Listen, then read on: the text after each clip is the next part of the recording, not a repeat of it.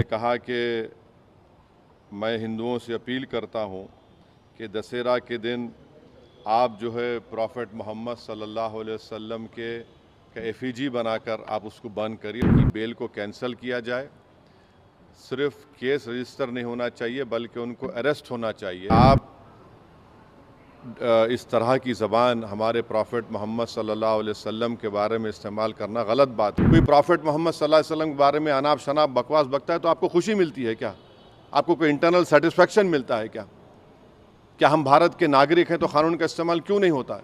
आज MIM party की तरफ से हमारे पार्टी के एमएलएज, एमएलसीज और मैं खुद कमिश्नर पुलिस हैदराबाद जनाब CV आनंद साहब से हम मुलाकात किए और उनसे हम एक रिटर्न रिप्रेजेंटेशन दिए जिसमें हम कमिश्नर पुलिस हैदराबाद से ये डिमांड करे हैं कि एक यति नरसिंहानंद है जो दासना गाज़ियाबाद के टेम्पल के प्रीस्ट भी हैं, वहाँ पे रहते भी हैं। उन्होंने अपने एक वीडियो में एक स्पीच में उन्होंने prophet Muhammad peace be upon him सल्लल्लाहु अलैहि वसल्लम के बारे में बकवास और अनाप शनाप और डिरोगेटरी और ऑब्नॉक्शियस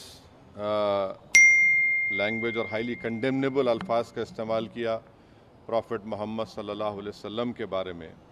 उसमें मैं पूरा पढ़ के सुनाना मैं ज़रूरी नहीं समझता हूँ, मगर जो गंदगी और बेहूदगी की किस्म की जो बातें उन्होंने की है, जिसमें उन्होंने कहा कि मैं हिंदुओं से अपील करता हूँ कि दशहरा के दिन आप जो है प्रॉफेट मोहम्मद सल्लल्लाहु अलैहि वसल्लम के एफिजी बनाकर आप उसको बंद करिए। उसमें और दूसरे 4-5 चीज़ें भी हैं जो मैं नहीं समझता कि दोहरा सकता हूँ मैं यहाँ पर, मगर हम अपने रिटर्न रिप्रेजेंटेशन में लिख कर दिए, इसलिए लिख कर दिए ताकि जो उनका कंटेंट है स्पीच का वो पुलिस को मालूम हो सके।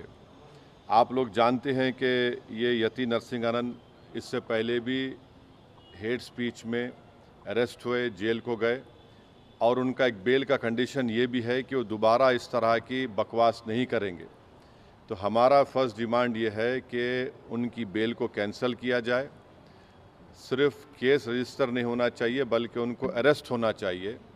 और हम लोग हमारे रिप्रेजेंटेशन में सुप्रीम कोर्ट के उस जजमेंट का कोटेशन भी दिए जो सुप्रीम कोर्ट ने, ऑनरेबल सुप्रीम कोर्ट के डिवीज़न बेंच ने सिविल नंबर 943/2021 में कहा कि सुप्रीम कोर्ट ने कहा कि सो मोटो एक्शन लेना जब कभी कोई हेट स्पीच देता।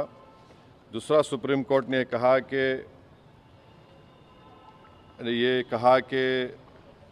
any hesitation to act in accordance with this direction will be viewed as contempt of this court and appropriate action will be taken against the erring officers।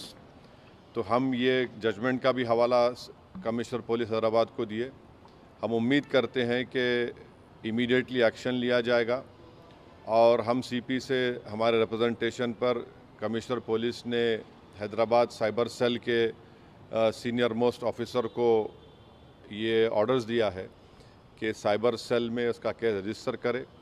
और हम उनसे ये भी रिक्वेस्ट किए कि जितने सोशल मीडिया प्लेटफॉर्म पर ये जो बकवास और बेहूदगी और जो गंदगी की ज़बान इस शख्स ने इस्तेमाल की है हमारे रसूल सल्लल्लाहु अलैहि वसल्लम के ख़िलाफ़, उसको हटाया जाए। तो उन्होंने कहा कि वो सोशल मीडिया प्लेटफॉर्म को भी वहाँ पर जो उनका प्रोसीजर उसके तहत उनको बताएंगे, चाहे वो यूट्यूब हो, जो भी फेसबुक हो, जो भी सोशल मीडिया हो, ताकि हम ये नहीं चाहते कि इनकी ये गंदगी की अल्फाज लोग सुनकर उनको एक ज़हनी और क़ल्बी तकलीफ़ भी हो रही है।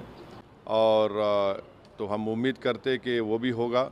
और तीसरा, हम आवाम से अपील कर रहे हैं कि आप पुरअमन रहिए, क़ानून को अपने हाथ में मत लीजिए। यकीनन हर मुसलमान के को एक दिली तकलीफ़ और हमारे जज्बात को ठेस पहुंची है और हम बार बार सबसे कह रहे हैं कि आप क्रिटिसाइज़ हमको कर सकते आप, मगर आप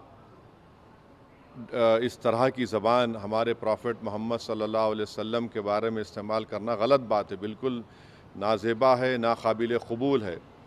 इसलिए कि इस्लाम का जो दिल है वो प्रॉफेट मोहम्मद सल्लल्लाहु अलैहि वसल्लम है। तो ये एक मंसूबाबंद तरीक़े से ये शख्स इस तरह की बातें कर रहा है और मुझे पूरा यकीन है कि उत्तर प्रदेश की योगी सरकार का पूरा इनको आशीर्वाद हासिल है, इसीलिए वो इस तरह की बकवास बक रहे हैं। बीजेपी इनका साथ दे रही है और अगर कल कोई लखनऊ में योगी आदित्यनाथ या फिर प्राइम मिनिस्टर मोदी का अगर कोई एफिजी जलाने की बात करता है तो उस पर फ़ौरन उसके घर पे पुलिस चली जाती और अगर कोई एफिजी लेके आता तो पुलिस उसको अरेस्ट करती और बुलडोज़र भी इस्तेमाल होता। आखिर क्यों योगी आदित्यनाथ की सरकार और क्यों बीजेपी इस शख्स को कंडेम क्यों नहीं कर रही है? जब ये एक सिमिलर केस में जेल को जाके आ चुका है, उसको अरेस्ट भी नहीं कर रहे आप, उसको उल्टा बचा रहे हैं।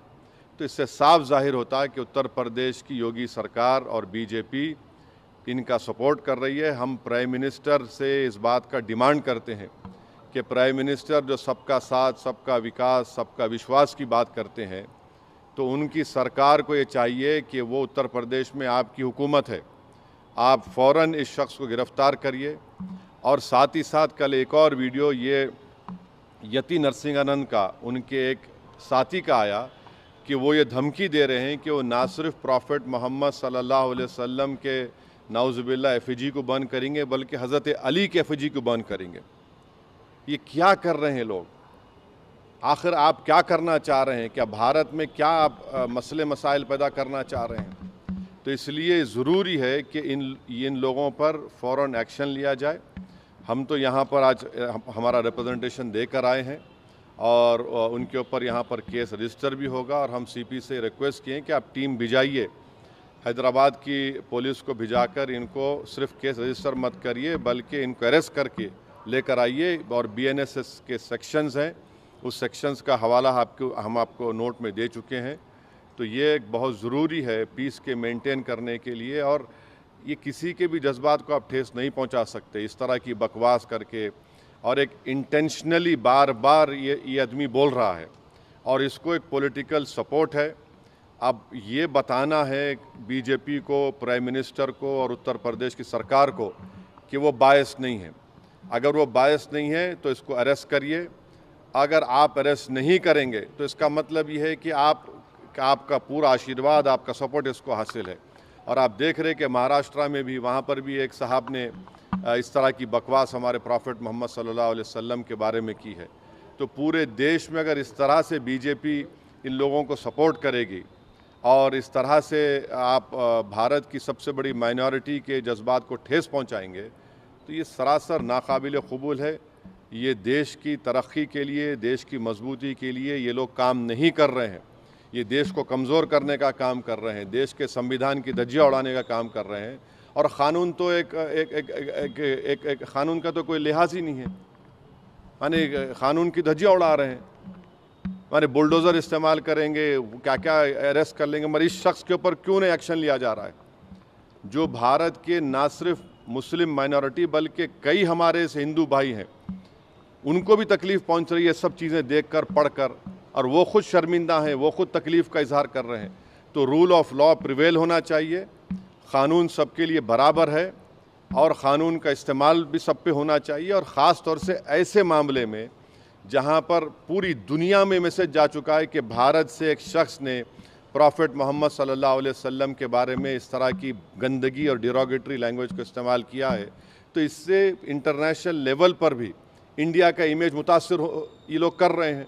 अब अमेरिका के एक रिलीजियस फ्रीडम की रिपोर्ट आई कि इंडिया को कंट्री ऑफ कंसर्न में शामिल होना चाहिए, और क्यों लिखा उन्होंने कि ये इस तरह के वाक़यात का जिक्र किया। हमारी सरकार ने उस रिपोर्ट का कंडेम किया, मगर इसको कौन रोकेंगे? आप क्यों नहीं रोकना चाह रहे? हम ये पूछना चाह रहे हैं नरेंद्र मोदी प्राइम मिनिस्टर से, योगी आदित्यनाथ से, कि आखिर क्यों आप तकलीफ़ देना चाह रहे हैं मुसलमानों को? आपको क्या खुशी मिलती है? कोई प्रॉफेट मोहम्मद सल्लल्लाहु अलैहि वसल्लम के बारे में अनाप शनाप बकवास बकता है तो आपको खुशी मिलती है क्या? आपको कोई इंटरनल सेटिस्फेक्शन मिलता है क्या? क्या हम भारत के नागरिक हैं तो क़ानून का इस्तेमाल क्यों नहीं होता है? तो इसका हम सरासर कंडेम करते, और इस शख्स को, इनके साथी को, जो अभी उनका वीडियो चल रहा है कि जिसमें पूरे मुसलमानों को तकलीफ़ हो रही है कि प्रॉफेट मोहम्मद के बारे में आप ये बोल रहे हैं और आप कह रहे हैं कि एफिजी। अरे भाई, इस्लाम में कोई फ़ोटो होती नहीं, आइडल वर्शिप नहीं होती है इस्लाम में। इस्लाम में हम किसी हमारे प्रॉफिट का हो, हमारे